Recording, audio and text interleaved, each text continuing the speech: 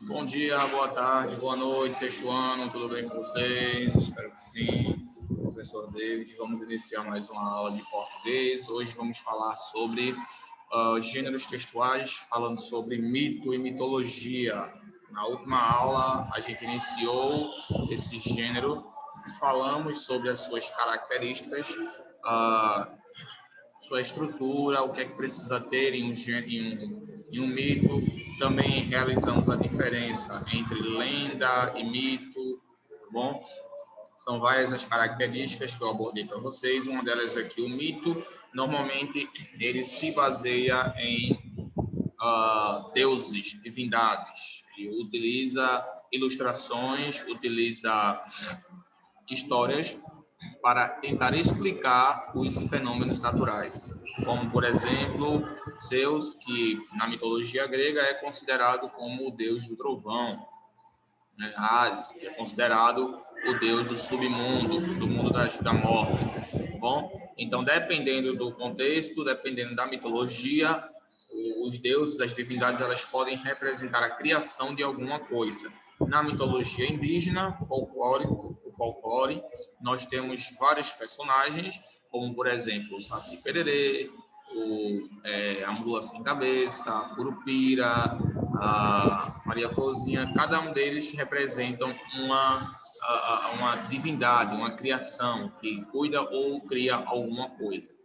É um pouco diferente da lenda nesse aspecto. A lenda é apenas uma história, normalmente baseada em um fato que pode ou não ser uma lenda, né? Um conto que pode ou não ser real, pode ou não ser fato.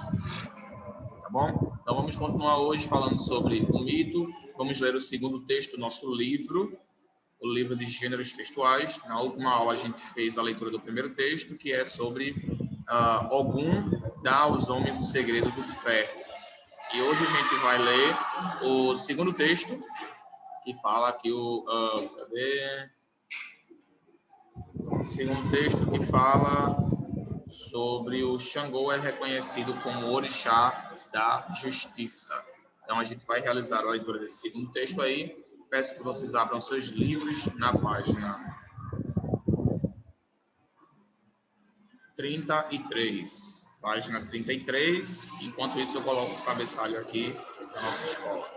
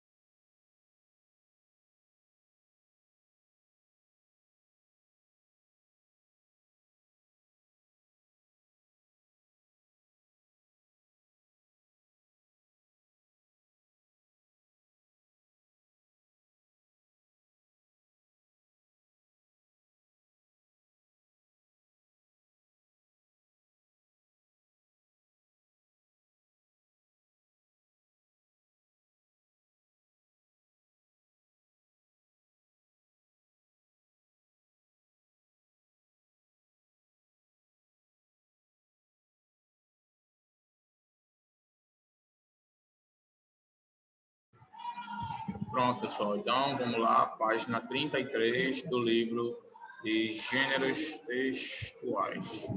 Deixa eu compartilhar com vocês.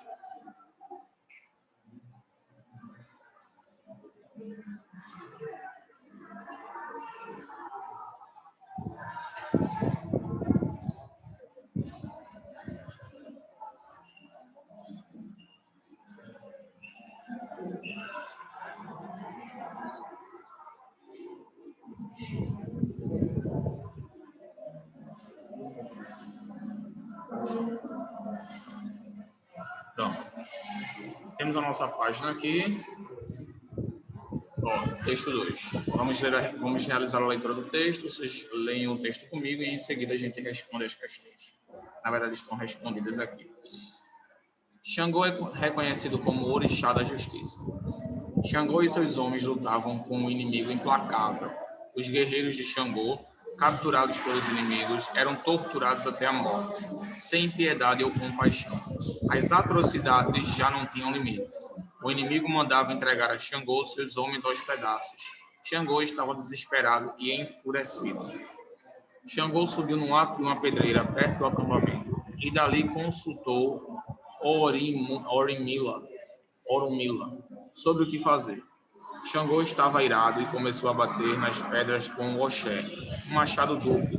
O machado arrancava das pedras faíscas, que acendiam no ar famintas línguas de fogo, que devoravam os soldados inimigos.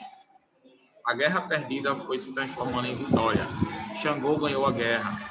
Os chefes inimigos que haviam ordenado o massacre dos soldados de Xangô foram dizimados por um raio que Xangô disparou no auge da fúria. Mas os soldados inimigos que sobreviveram foram poupados por Xangô. A partir daí, o senso de justiça de Xangô foi admirado e cantado por todos. Através dos séculos, os orixás e os homens têm recorrido a Xangô para resolver todo tipo de pendência, julgar as discordâncias e administrar a justiça. Pronto, agora temos as questões. Muito bem. Vamos agora realizar as questões referentes a esse texto. Bem, pessoal, a gente pode ver aí que Xangô, ele era um homem, um soldado, mais especificamente falando, possivelmente um general de guerra, que tinha ali uma tropa, né, um centurião, talvez, uma tropa de soldados que lutavam contra os inimigos. Em um auge de fúria, em um momento de fúria, por ter seus soldados massacrados e torturados até a morte, ele se irrita, utiliza seu machado e começa a bater nas pedras, soltando um tipo de faísca que, consequentemente, fez com que ele ganhasse a guerra contra os seus inimigos. E pelo seu senso de justiça, por ter poupado a vida dos seus inimigos, ele foi considerado aí um justiceiro. Ele tinha esse senso de justiça. Daí vem o título do texto. Xangô é reconhecido como orixá da justiça. Então, nessa mitologia aí, né, africana, o Xangô, ele é considerado o orixá da justiça, como se fosse um promotor de justiça.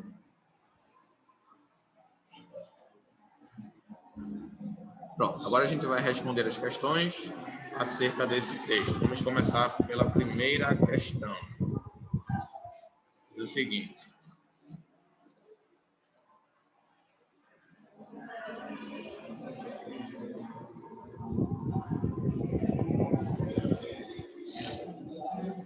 no mundo dos orixás, Xangô representa a justiça devido aos atos de misericórdia que tinha com seus inimigos.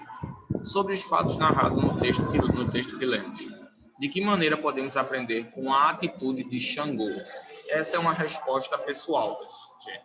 Vocês vão agora indicar e dizer de que maneira vocês acham que nós podemos aprender a ter essa atitude do Xangô. Bom, o que é que a gente pode aprender com a atitude dele? Essa é uma resposta pessoal. Vocês analisem o texto e entendem e reconheçam aí quais são as atitudes que nós podemos tomar e podemos aprender baseados na atitude de Xangô, quando ele poupou a vida de seus inimigos. Uma resposta pessoal, vou dar um minuto para vocês responderem aí.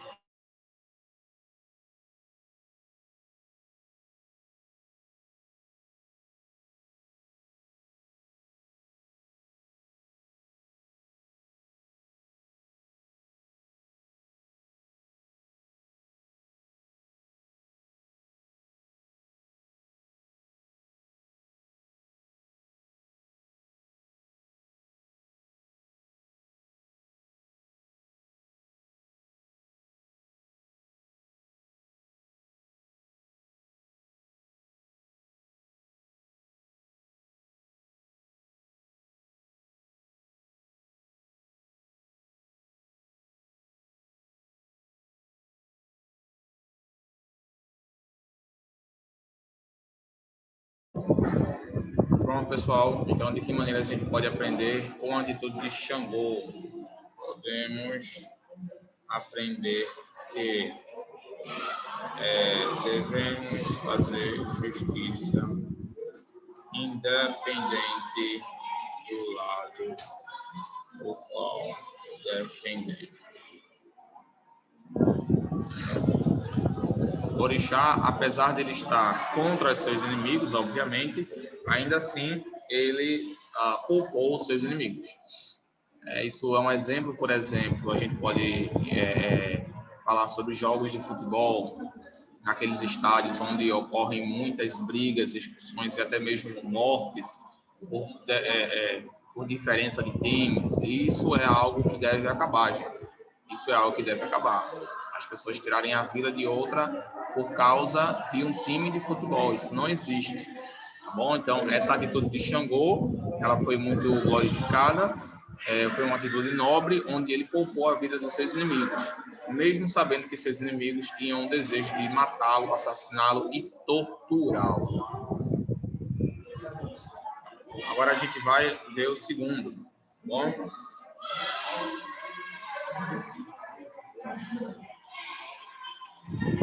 No mundo dos orixás, Xangô representa a justiça devido aos atos de misericórdia. Ah, não, perdão. Copiou não. Pronto. Leia o trecho a seguir. Xangô subiu no alto de uma pedreira, perto do acampamento, e dali consultou Orunmila sobre o que fazer. O exército lírio não deixa clara a resposta dada por Orunmila para Xangô. No entanto, podemos inferir que a resposta poderia ser. Que resposta poderia ser? Qual seria essa resposta? E aí, pessoal?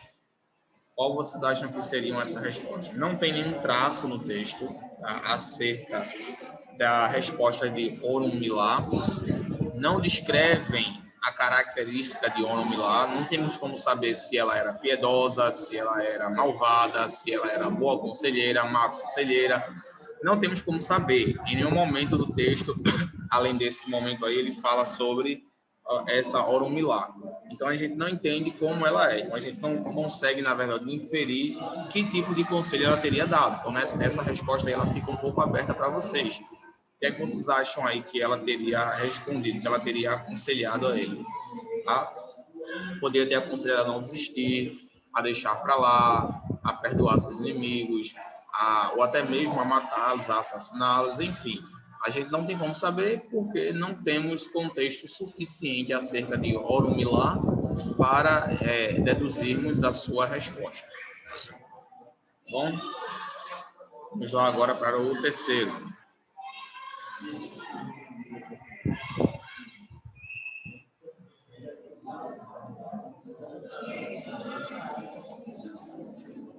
Xangô foi o grande Obá, rei da cidade de Oió. Ele era temido e adorado pelo povo, e o orixá das pedreiras, das terras áridas e das rochas. Seu elemento é o fogo, mas também domina o raio e o trovão. Todas essas características sobre o mito têm uma importância para a sociedade. Que significado seria esse? E aí, pessoal, qual vocês acham, baseado nas características do mito? Quais são esses benefícios para a sociedade? Lembra que a gente estudou as características do mito? Eles servem para explicar fenômenos naturais. Lembra que a gente estudou isso? Pronto. Então, baseado nessas características, vocês vão deduzir, inferir qual é essa utilidade, essa importância para a sociedade. 1 minuto.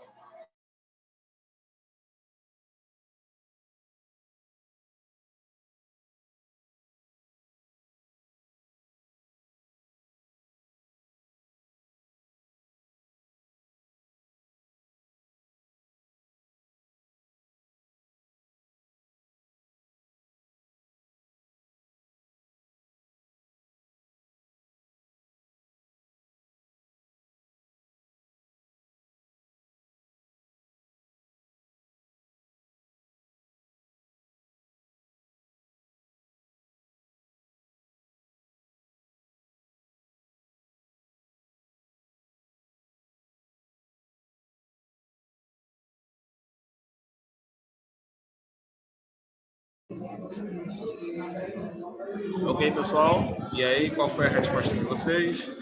Qual seria esse significado? Qual seria essa importância para a sociedade?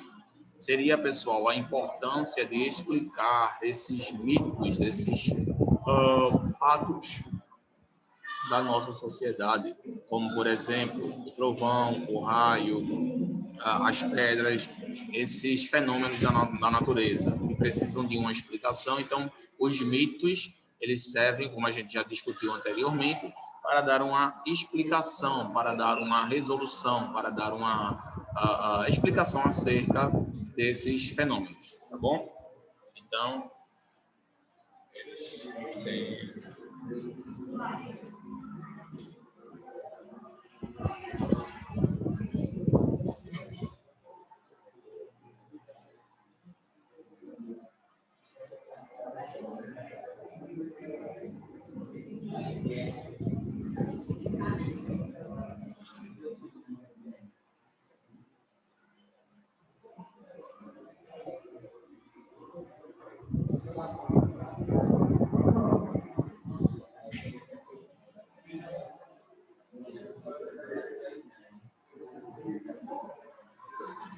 Bom, eles têm a função de explicar os fenômenos da natureza através de ilustrações divinas.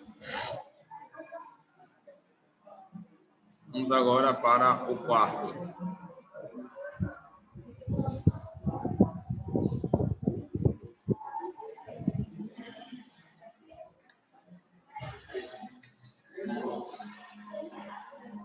Quarto Z.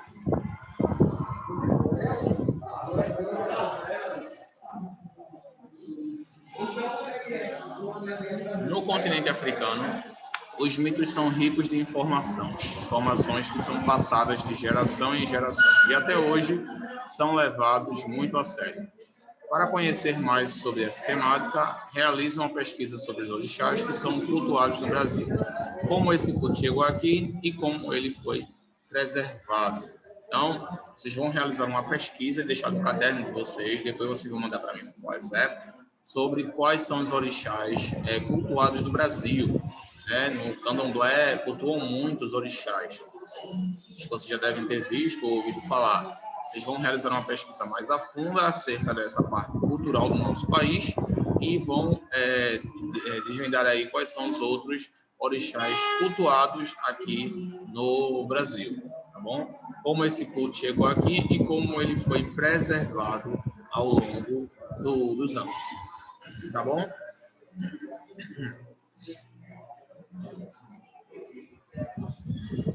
Pronto. Agora vamos ler o terceiro texto, tá bom?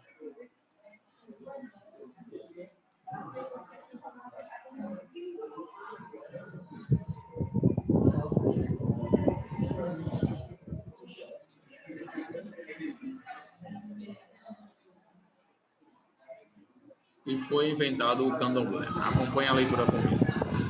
No começo, não havia separação entre o Orum, o céu dos orixás, e o Aie, a terra dos humanos. Homens e divindades iam e vinham, coabitando e dividindo vidas e aventuras. Conta-se que, quando o Orum fazia limite com o Aie, um ser humano tocou Oxalá, com as mãos sujas. O céu imaculado do orixá fora conspurcado. O branco imaculado de Oxalá se perdera. Então foi reclamar a Olodumaré. Olodumaré, Senhor do céu, Deus supremo, irado com a sujeira, o desperdício e a displicência dos mortais, soprou enfurecido seu sopro divino e separou para sempre o céu da terra.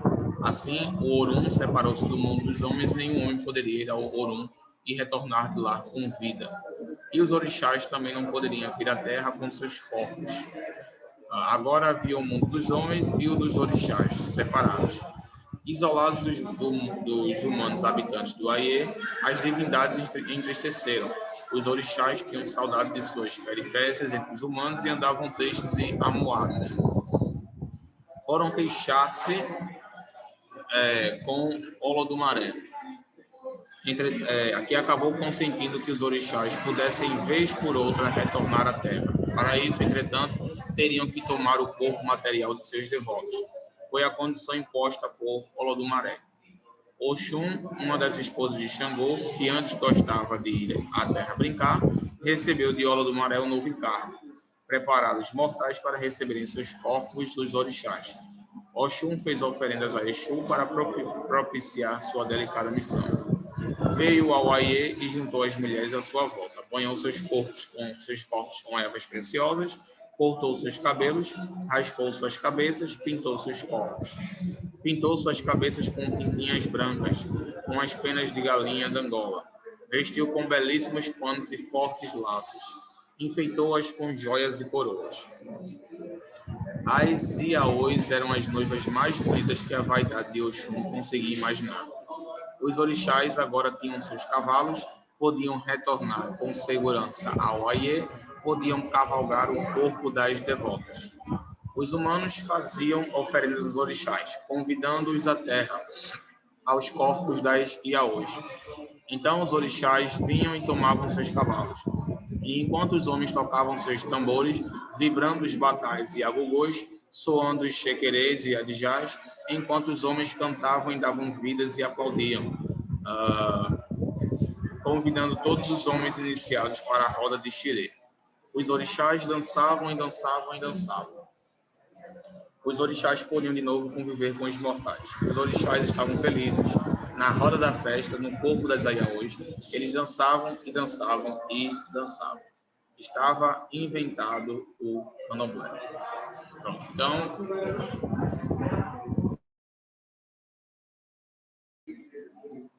então, pessoal, como a gente pode ver aí,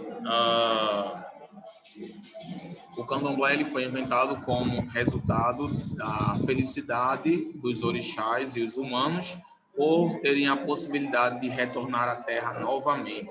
Então, eles cultuavam em forma de alegria pelo retorno dos orixás à terra, de forma que eles pudessem ir e vir novamente, como se fosse para o céu e para a terra, tá bom? Então, devido a isso, eles estavam cultuando. E assim surgiu o candomblé. É uma dança de alegria e culto à presença dos orixás entre eles. E como a gente viu, a incorporação dos espíritos das pessoas eram dadas dessa forma, né? Eram realizados alguns sacrifícios, algumas oferendas, e através dessas oferendas, os orixás conseguiam incorporar-se nas pessoas. Eles vinham em forma de espírito e se incorporavam nos seus devotos, que eram as pessoas que estavam ali cultuando ao seu nome. Tá bom? Então, essa é a história do candomblé, uma religião afrodescendente, uma religião africana, né, com todas as suas mitologias aí sobre a formação do ferro, a formação do trovão, do mar e etc. Tá bom, pessoal? Então, para vocês vão realizar a atividade da página 37, 36 e 37, tá bom? Atividade da página 36 e atividade da página 37.